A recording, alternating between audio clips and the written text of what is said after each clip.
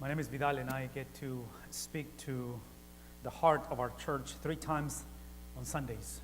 So this is our third worship gathering, and every one of them is special to my heart because speaking the Word of God on a weekly basis is always a blessing. If you have a Bible, I'd like for you to go to the book of Nehemiah. And I want to bring that up at the beginning because for some of us, that's going to be a book that we might struggle to find. It's not very common. It's not very familiar for some of us, but this is in the Old Testament. So after you go through the first 5 books, from Genesis through Deuteronomy, you go into the Joshua and the Judges, and right into that area, you'll find Nehemiah. So please go and find that book for me this morning. That's what we are. We're beginning this new series, new conversation series called Nehemiah, a journey through the book of Nehemiah. A week ago today, Sunday of last week, as I said earlier, I go through 3 services, and I typically arrive here to the church a little bit before 7 a.m., and I don't leave the church around until about 1:30, 1:45. So last Sunday was no exception. It was a long day. It's always a long day. I'm typically on an empty stomach. I don't eat. Intentionally, I do not eat. And so I'm hungry. I'm tired at 1:30, 1:45. But last Sunday was a little different. Because last Sunday, as you guys know, remembered, it was Super Bowl Sunday. So I was in a hurry to get home. I needed to prepare mentally and spiritually and physically for the Super Bowl. It's a religious experience, so I gotta go through the whole thing. And to my surprise, this is 1:30, 1:45 in the afternoon. To my surprise, I find myself walking into the parking lot, and this is what I found. 1:30, 1:45 in the afternoon. Now, my first thought was, I had several thoughts. Right, here's my first thought. My first thought was, this is a church parking lot. A bunch of Christians came out of this building. I just preached 3 times the gospel. It's Sunday.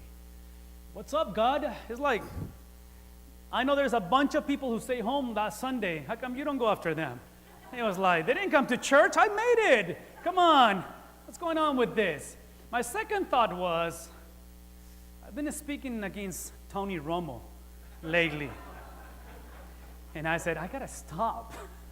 I got to stop the Tony Romo because God, when Tom Brady on me, I got a deflated, tired, just like Tom Brady. And but I'll be honest with you. Here is the one reaction that I had. I had the reaction that I literally pulled this out of my glove compartment because less than 24 hours earlier, which means Saturday afternoon, I was there until about 7:15 in the afternoon. I got there around 3 o'clock until 7:15. I spent $159.75 at Firestone. Here's the receipt. And I look at my tire, and part of the work they did was alignment and tire rotation. And I said, whoa, wait a minute. I know they're not new, but they just work on them. So I was ready to change my tire, get my little spare tire, and then drive to Firestone, because in my mind thinking, they owe me, right? I mean, he's like, you just worked on them yesterday. So come on, see, I don't know if you've ever gone through life where something is just flat. Finances, relationships. And you look at God and said, what's up?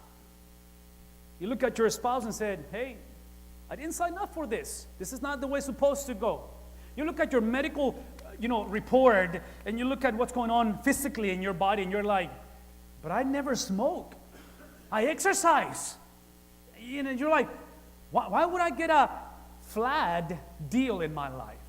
Well, as we talk this morning and we launch into this series of Nehemiah, let me just remind you that the people of God are exactly in the same scenario. I'm always hesitant to bring Old Testament to the conversation because when you look at the table of content, and if you grew up in church like me, when we were growing up, and I believe this is happening as we speak in the back of our children's area at nursery, where children are taught the scriptures, I learned to memorize the books of the Bible. So there are 66, and I learned to recite those.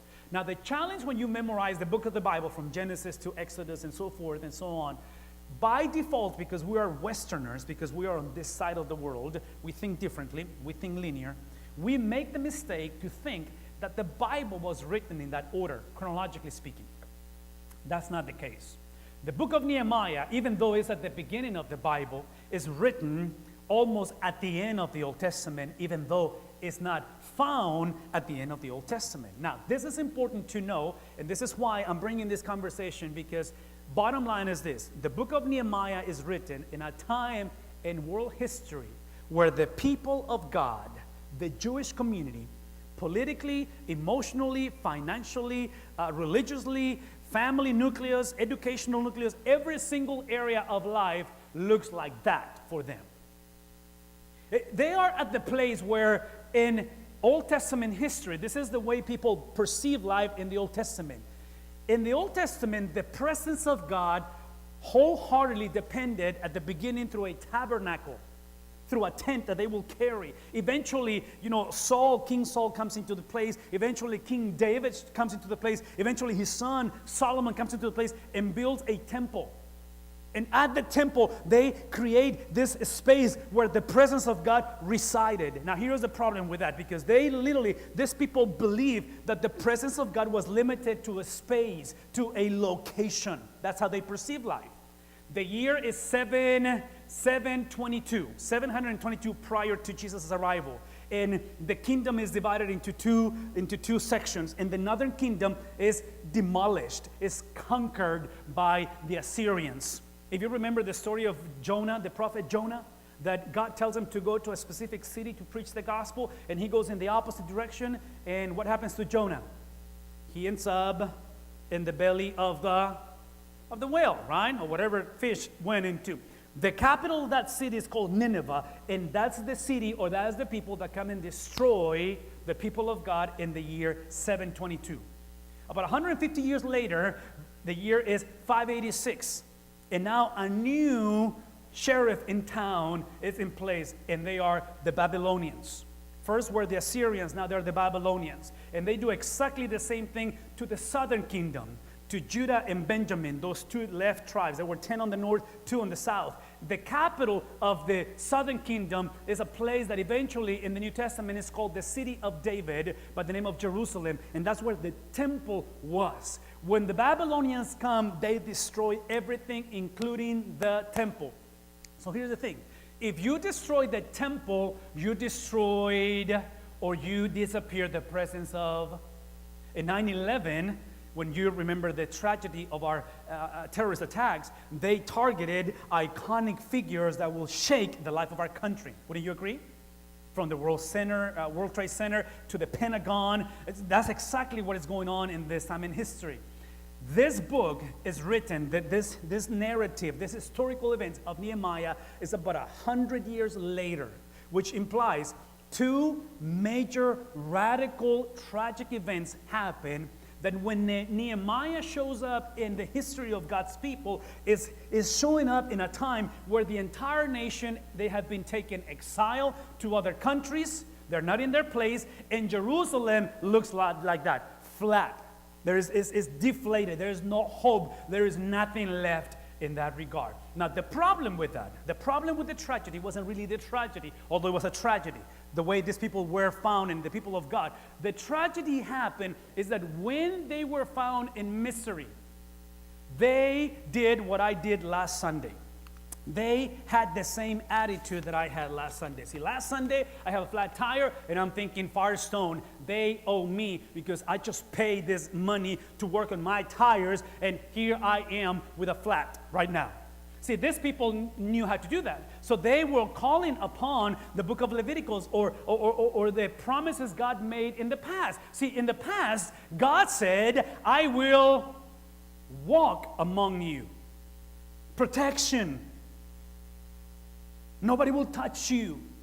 Why? Because I'm going to be not just a God or the God. It's not because I'm just powerful and I'm deity and I'm able to open the sea for you and you walk in dry land and you sing these things at church and you are reminded and you teach your children. It's because I am your God. And here's the beautiful thing about the gospel is that you are my people. So while they were in Nehemiah in this chaotic scene, they will remind God, just like me with Firestone, and said, what's up? I thought you were our God and we were your people. None of this looked like you are our God and none of this looked like we are your people. You've been there before? You look on the face of God and says, what's up? Huh? How come? How come? How come? Well, here's where the tragedy comes. The tragedy, and what I'm trying to get to you and try to explain to you in the context of Nehemiah, is that ultimately, please listen to me, ultimately, the tragedy is that these people, not necessarily, it's not that they forgot the Lord, it's that they conveniently remind the Lord, and this convenience has to do with embracing and steal Judaism or the principles of the Bible and mix them up with pagan cultures. I have said this before and I'm going to say it again. The challenge for our generation today is not that we're forsaking God, it's that we're compromising God. Anybody tracking on this? I'm going to say that again. The problem is not that we negate the existence of God. I tweeted yesterday that the issue is not that he does not exist or that he exists. The issue is that he cares for us. That's the issue. And many of us, we find ourselves in a place where we know what we're supposed to do, but we start doing things that we're not supposed to do. So, on Thursday, this past Thursday, I was invited to speak at a Fellowship of Christian Athletes event, at one of the high schools here in town and far. And I was able to speak to middle schoolers and high schoolers, and the topic was True Love Waits. Has to do with sexual purity, and at the end we do a ceremony where the kids, whoever responds to the challenge, they actually get a little ring, which is a ring of true love waits, that they are making a pledge, they're making a commitment to keep themselves pure for that. And I'm all for those things. I believe in sexual purity. I believe that there is a serious problem with all this otherwise doing things that we're not supposed to do outside of marriage. But here's what I want to say to you, because this is what I believe Nehemiah is embracing. What do you do? I mean, this is where I was 2 weeks ago, just preparing for this Thursday, for that Thursday. What do you do when you speak to a generation about sexual purity in a generation that morally is flat? Where do you begin the conversation? How do you present? So what I had to do, what I felt that I needed to do, and I look at the Bible's verses that they were using, and I said, okay, so here's how we're going to imply this. Yes, I believe in sexual purity and true love waits, but here's the thing. Your purity must be holistic. We use in the Bible, use in Thessalonians, the word sanctification. So I tried to explain of being positioned by God and then possessing God. The difference of being positioned by God and then possessing God. So I went into this whole explanation of sanctification. And all that I'm trying to tell you is this. Where we are right now, where we are today as we speak on this whole scenario of seeing a generation that is flat, is that we need men and women that will embrace the gospel wholeheartedly, not just conveniently. Now, why do I say things like that? Because again, I look at my note, I look at this whole thing of, Firestone, and we conveniently have some mindsets that they're not supposed to. Well, at the end of the day, this is what Nehemiah is finding. See, when you look at your handout, once again, if you look at the cover of the handout, the reestablishment of the covenant community in the promised land. I wish, and this will say, the establishment. It was established a long time ago. They just have lost that. So as a generation, I think we need that reestablishment again. We need to recapture, retake those things. So that's where the series is, because one of the things that I argue with these kids is the issue of behavior. And I told them, this is what I believe our generation is. I told them that ultimately, our behavior, regardless whether it's good or bad, whether we're compromising or we're wholeheartedly devoted to Jesus, our behavior always makes sense in our brains. Have you noticed that? Have you noticed that what you did yesterday and this week, what you're doing right now, always makes sense in your mind? How you're treating one another regardless whether you're right or wrong. Right now it's irrelevant. All that I'm saying is this. In your mind, we're the generation that watch this, we're the generation that as long as we love one another, everything is permissible. Anybody follow me on this? Are you tracking what I'm saying? I'm just telling you right now. So the point for me is not necessarily just the changing or the modification of behavior. For me, the issue is the transformation of the mind, which is a reflection of the heart. I'm going to say that again. Behavior is important. I don't think that's the issue. In other words, I said this before. See, you are not a sinner because you sin. You sin because you are a sinner. Lying doesn't make me a liar. Because I'm a liar, that's what I lie. So it's a heart issue that is reflected on how I think and eventually is executed through behavior. So for me, as a pastor, for us as a church, 2 weeks ago, we launched into this project, and then we began tonight. And this is why I'm so adamant about this. This is why I'm promoting this, because here's what I'm going to say to you. I want you to listen to this for me, please. My issue with Christianity in our culture today, and I'm speaking for my wife, for my kids, for me, and then all of us, is that many of us, if not most of us, what we know about God is not what we have read or we have discovered. It's what somebody else have told us. And the problem with that, and I'm not saying that your preacher or your previous preacher were lying. My issue with that is that this has to be an encounter, that when you go through life and you go through a flat, and your relationships, finances, health goes through a flat, I'm trying for you to avoid to get your Firestone ticket and say, well, I received Christ when I was 14. So I'm going through my 4th divorce. But still, I'm a Christian. No, what is it that makes you a Christian? What is the distinctiveness of a man and a woman that follows Jesus? See, this is why when we launched this project, again, 2 weeks ago on Wednesdays for Spanish, we're doing it today in English. And we do a training school where we go in depth into the study of the Word of God. I am committed. I'm a person that I'm going to preach the Bible. I'm going to try to live the Bible to the best of my abilities. And I'm going to continue to bring this message. And all I'm asking you is that you take the initiative. Please listen to me, because I'm just telling you right now. The issue is not whether you're going to get a flat. The issue is what and how you will react when you go through a flat in your life. And I'm just telling you, if you have not learned to embrace the worldview of Jesus Christ, you will get your Firestone and you will look at God and say, how dare you? How dare you allow this into my life? Well, see, these people were no exception. Nehemiah's audience, the people that Nehemiah worked with. So a couple of things that they did. Here's the proof. Here's the proof of what they did. They are in captivity. They are in exile. They are in a chaotic situation. And they literally believed that they, because of the ethnicity, because of where they came from, they believed they were better than the Babylonians and the Assyrians and all these people. In other words, what I'm trying to tell you is this.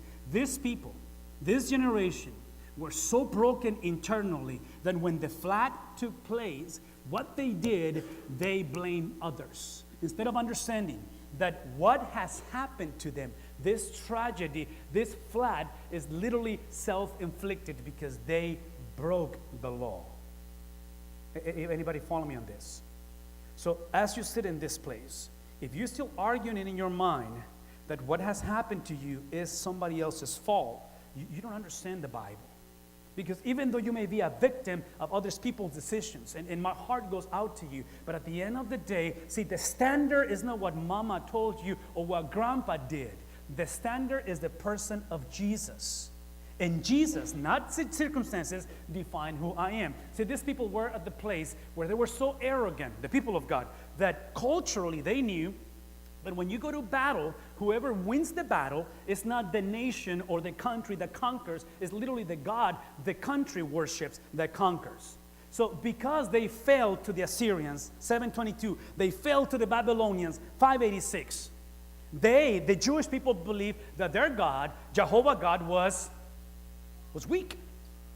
Have you ever felt that God has deceived you? Young people? Are you struggling with your faith that maybe God is not real? Talk to me. Have you been there? Have you questioned the existence of God? Because it just doesn't make any sense. Now that you're a college student or you have a master's degree, now anybody tracking on this? See, these people thought that God was weak. See, the other thing is that this is so amazing. This is why I love the Bible. This is why you need to come back tonight, and I'll explain this in detail. Listen to this. Jeremiah, Ezekiel, Habakkuk, all of these prophets, they're contemporaries. They're right there in this time in history. And Jeremiah keeps on saying to the people of God, to those who have been exiled, he keeps on saying, guys, listen to me. It's going to take 70 years for you to be restored back into Jerusalem. The good news, God has spoken 70 years. The bad news, you don't get to go. It's going to be your children. But in the meantime, while you wait for the 70 years, Ezekiel comes and Ezekiel says to the people of God, while you are in Babylon, I want you to settle down, build some houses, do not intermarry ethnically, because intermarriage racially creates interfaith marriages. Anybody tracking? I don't believe the Bible prohibits interracial marriages. I believe the Bible prohibits interfaith marriages. And when I said interfaith, listen to me for a moment. I'm not just speaking about Christians. Whether you're a Muslim, an atheist, whether you're a Buddhist, my suggestion, this is just my take, if you don't believe in God, do not marry people who believe in God, because you will have a lot of conflict.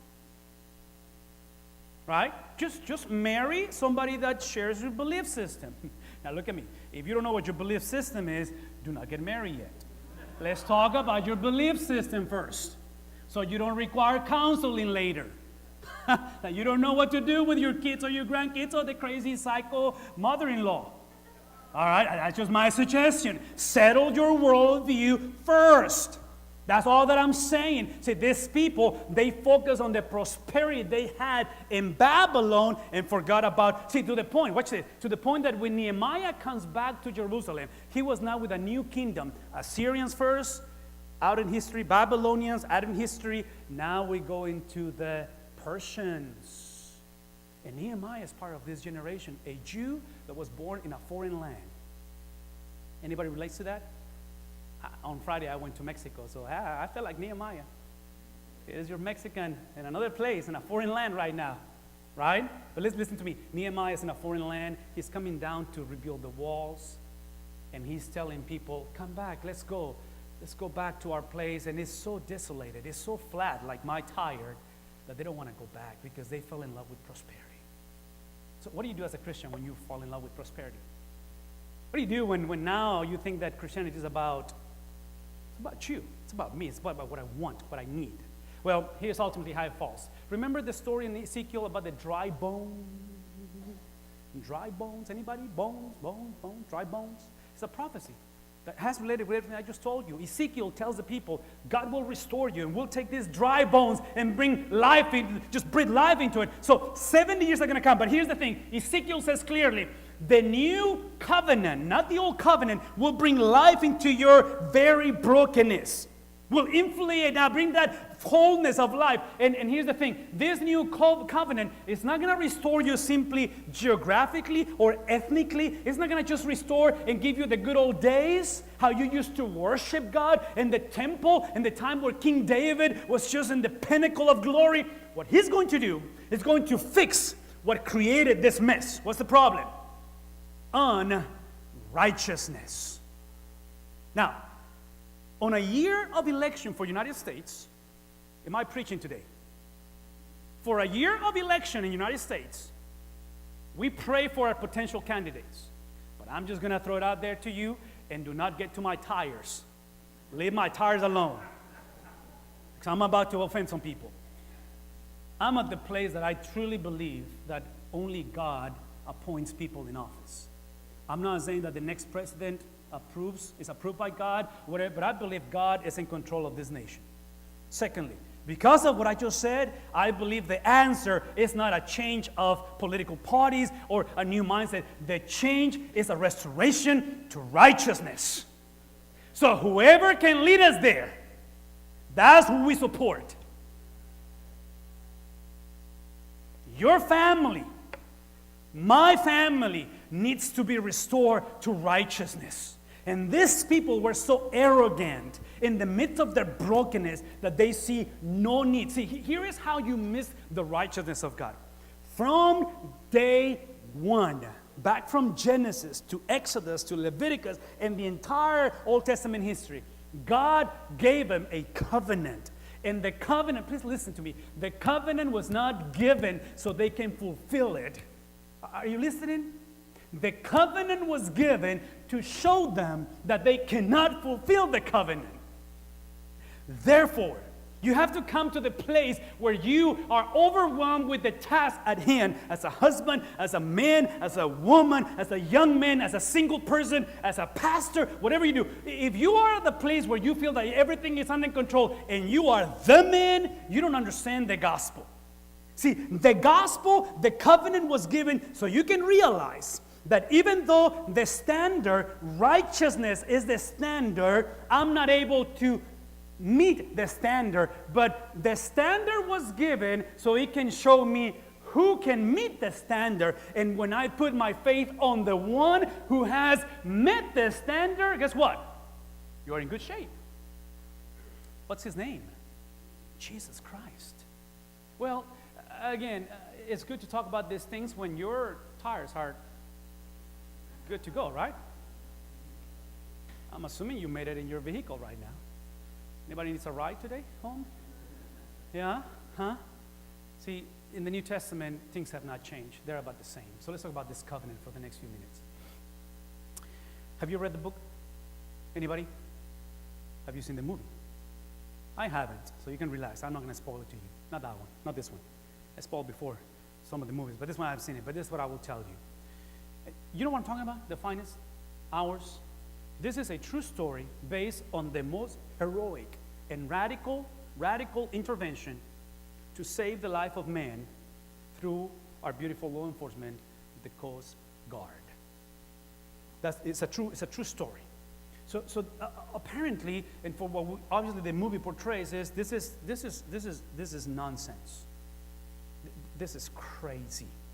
These people are in a life and death situation. And obviously there is a crew that is going after this to rescue these men. You're not able to read this because I couldn't enlarge it anymore. But right on in the middle of the graphic, it says 32 survivors, room for 12. Do I need to say that again? 32 survivors, room for 12. The Bible describes in Luke chapter 8, now under the new covenant, Jesus Christ, that the disciples found themselves in a situation where there was 32 survivors, room for 12. That's an analogy to say that this is chaotic, this is crazy, and you don't know what to do. Have you been there? That you're overwhelmed and you don't even know where to begin? You're like, okay, here is the rescue. We're 32, only 12. Okay, who goes first? I don't know. Mom? Mother-in-law? No, she stays. Who goes first? Who goes first? I'm just speaking. Okay, I'm sorry. If you, okay, I gotta move on. Sorry. Here we go. All right. So the disciples are in the boat, and the storm comes into the place. Anybody? Now somebody's taking a nap in the same boat in the finest hours, and Peter makes the mistake to text him and said, "Are you awake?" And there's no reply on the text from Jesus. You know the story, right? They post on Facebook, "We're dying, somebody help us." Nobody replies on Facebook. And somebody has this brilliant idea, says, "Well, let's go and wake up Jesus." And they go with desperation. This kind of desperation says, "Jesus, we are drowning and you are asleep." You know Jesus. He wakes up, checks the feeding on Facebook, see what's going on. All those guys are panicking. You know, checking inboxes to see how things are going. Checking the Weather Channel to see if it was accurate. That's Jesus, man. What does he do? You know the story. What does Jesus do? He gets to the point where now, after calming the storm, taking care of the situation, in fear and amazement, the disciples who woke up Jesus, they ask one another, Who is this? Can you guys get the lights for me, please? Who is this? I'm just telling you right now, if you have not come to the place to ask this question, if you are sitting in this place and you think you know Jesus, if you're in this place and you think that everything is cool, and because what you've done, because where you've been, because what you've been taught, because what your mama told you, or the years you've been in this church, or whatever other church, or maybe you're in this place and you are clueless and you are completely denying the person of Jesus, I'm just telling you, when you find yourself with 32 survivors and only room for 12, and you are not at the place to ask this question, who is this? Because look at the answer. He commands even the winds and the water. And here's the crazy thing. What do? They obey him. So all that I'm trying to tell you is this. There is a moment in the life of this man that they went from fearing death, and they were literally panicking because of what's going on in the life of just finest hours. They go from this moment to the place where now they find themselves in terror. Fear, terror. Now they're consumed by the glory of this man that they don't know. They thought they knew who he was. I believe, now the Bible doesn't say this, I believe the disciples, when they met the majesty of Jesus, the holiness of God, I believe they wished and they would have died at the storm. The problem with our generation, with our country, with our church, is that we do not fear God. We believe God is my pal. He's just my buddy. That as long as I have my Firestone, because at age 14, I received Christ, I'm making decisions like there is no God. You know, financially, it's all about my consumption and for my benefit. As long as I receive Christ, I can do whatever I want because I have my fire insurance policy. See, you need to come to the realization that today is a day that you have to ask this question, who is this? Who is this? I thought I knew him. I mean, you know, I've sang about him. We worship him, but I don't know, because the majesty, the glory of God exposes who I really am. Now, here's where it gets just crazy. Just give me a few minutes. I'm going to let you guys go. Oh, my God. They finally made it to shore. And I can only picture the disciples literally crawling out of the boat. They made it to shore. They kissed the land. Not because of the storm. They're trying to get away from the majesty of this man because they cannot contain his holiness. They were fearful of the storm. Now they fear Jesus because of his holiness, his majesty. And they get out, and the first thing they found, according to Luke chapter 8, now this is the narrative of Luke, they found a demon-possessed man. And Jesus asked the question, says, what's your name? What is your name? To the demon-possessed man. Anybody remembers the answer? Begins with an L. Legion. Legion. The word legion in culture, in Roman culture, is literally the name or the labeling of 6,000 soldiers in military life in Roman culture. I personally don't believe that this man had 6,000 demons. I just believe this man was infected with demons. That's all that I believe. That's what I think. I don't think the Bible is giving us a little thing that is 6,000. But they says, my name is Legion. And when he replied, this is the same chapter. Listen, when he saw Jesus, this man possessed by legion, he says, he cried out and fell at the feet of Jesus and shouted at the top of his voice. Making this, this is the man, look at me. This is the man that everybody was fearful of him, remember? He was insane. He was naked. He was at a cemetery. This was it gets crazy. And he cries out and says, what do you want with me? Now, read the next words.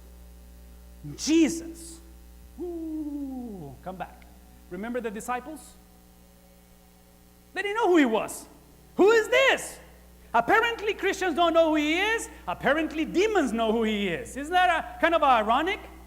I'm just telling you right now, many of us, we disregard the majesty of God, the power of Jesus, the holiness of Jesus. He says, what do you want with me, Jesus, Son of the Most High God? I beg you, do not torture me. And then Jesus, what does he do? I mean, only Jesus comes up with these things, man. I'm just like, are you kidding me? He is a group of pigs, swine. What does he do? Anybody remember the story? He calls Legion and says, what happens to the pigs? Ooh, they go diving. Remember the story? That's what happens. Now, but this time, everybody's freaking out. And the people went out to see what had happened. They've heard about these pigs going across and this whole thing. And when they came to Jesus, they found the men, the former Legion men that had the demons. What was he doing? Sitting at the feet of Jesus. Would it be possible that maybe this morning, the issue is that we want Jesus at our feet?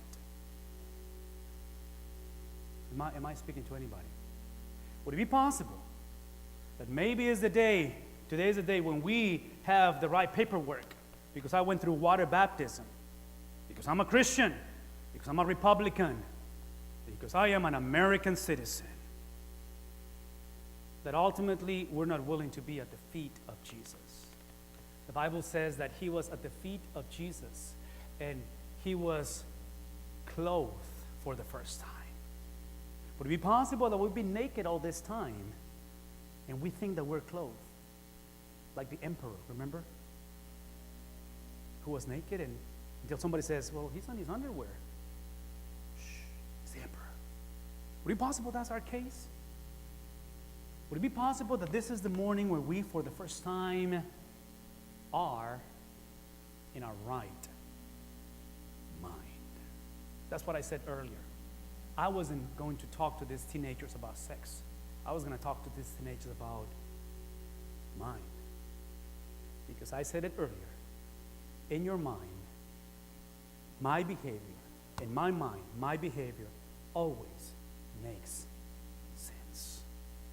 So this morning, we have to approach this understanding that the answer is the holiness of God, the righteousness of God, the power of God, to the point that if Jesus would have done this right now, look at me, if he would have done this right now, we would have taken Jesus, bring him into our church, put him on a staff, okay, and then said, hey, Jesus, give us a seminar on legion-possessed men and help us to get, because I know a lot of people that needs help on this.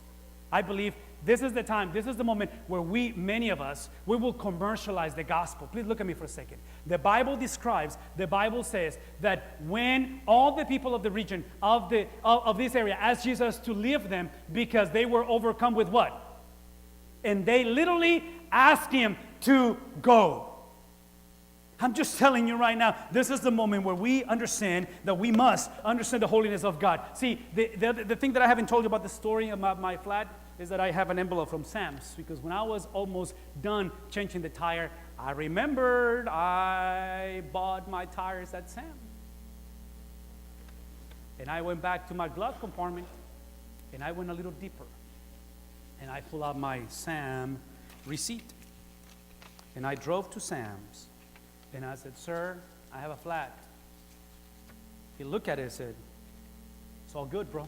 Take care of you. What if I told you right now that 2,000 years ago, he gave you a Sam car, and it's all paid off? It's all paid off. It's all paid off. Some of you need to embrace this reality maybe for the first time. If you have never given your life to Jesus and embrace the holiness of Jesus, would you do that right now?